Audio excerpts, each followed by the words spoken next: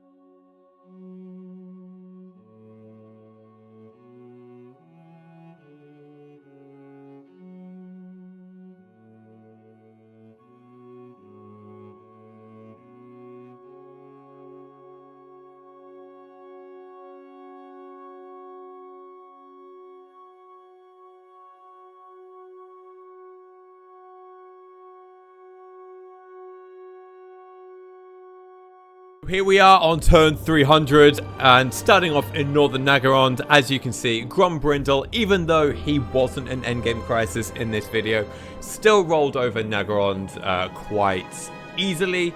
There was a little bit of competition with the Sisters of Twilight, but as soon as they ran out of steam with their endgame crisis, the Dwarfs and the High Elves just ended up taking them out. And even Mother Estancia getting involved in the action over here. Yeah, a lot of Doomstacks going on. Where is Mother Estancia? I approve. Is she at war with anyone right now? 1 minute. Hurry up. Ah, maybe she's going down south. Yeah, I guess she's gone into Lustria over here. So Lustria got taken out by Skrulk, and then Oxyodor decided that he wants his territory back. It looks like there's a little bit of hoarding going on with the armies, although nothing too major. They are at least on the move somewhere. They're not hoarding around a settlement. So maybe they are fighting back. It's maybe just the auto-resolve is very bad right now. So, yeah, Skaven just really does not do well recently with the auto-resolve. They never tend to get very powerful. Kairos has done very well, took all of the Southern Chaos Waste and even pushed into quite deeply into the deserts over here. It's nice to see a Thanos snap from Tzeentch going up against Tic-Tac-Toe, wiping him out as you saw in the video. All of this turned into Rebel territory. That was Deathmaster Tzeentch doing his Thanos snap. The Badlands, not really a lot happened. And, there we go.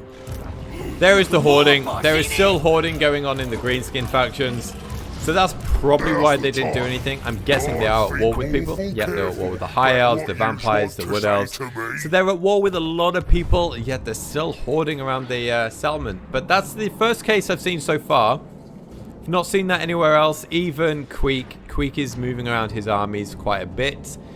Yeah, down here, there's not any hoardings with the other factions. Tilly is still going. I guess this was a rebellion at some point, reviving them. There was a lot of back and forth between the Wood Elves and the Skaven here, so there's a little bit of hoarding here, but this is an AI faction. All the Deceivers are still alive. Okay. I did see at one point while going through the time lapse that the Changeling actually managed to go all the way down here. And if you saw at some point, there was a question mark banner. That was a Rebel faction, and there was actually a Tzeentch Rebel faction controlling this city at some point. And the Changeling managed to go all the way down here and cause a rebellion in this province here, giving it a Tzeentch rebellion. Obviously, the Wood Elves took it back, so I don't know where the Changeling is right now, but he did actually do something in this campaign, which is very interesting, rather than just standing around Stirland and Avalon for the entire campaign. Bretonnia just got wrecked, no surprise there. Dealing with 3 different factions, endgame crisis. That's the Vampire Counts, the Greenskins, and the Wood Elves. Yeah, they just got wrecked. No chance there. The Empire got wrecked pretty quickly. The Vampires expanded much faster than I was expecting, but then run out of steam as late game Vampires are just not very good at the moment in the auto-resolve. And this just allowed Chaos just to steamroll everyone. Like, you've got Archeon down here, you've got the Demon Prince, you've even got Azazel down here after taking over most of Norsca. So yeah, the Chaos Tide was definitely real in this one. Even Sigvald holding the Dwarfs back over here. You got 2 full stacks over here, and yeah, they're holding them back long enough. Moving into the Badlands. Oh wow, even Kairos is up here. Okay, so there is a little bit more hoarding going on. There is still a hoarding problem with the endgame crisis. That's super unfortunate, but it doesn't appear to be as bad as it was before. So we've seen 2 scenarios now, 1, 2, and 3. Okay, so Grimgor's done it as well.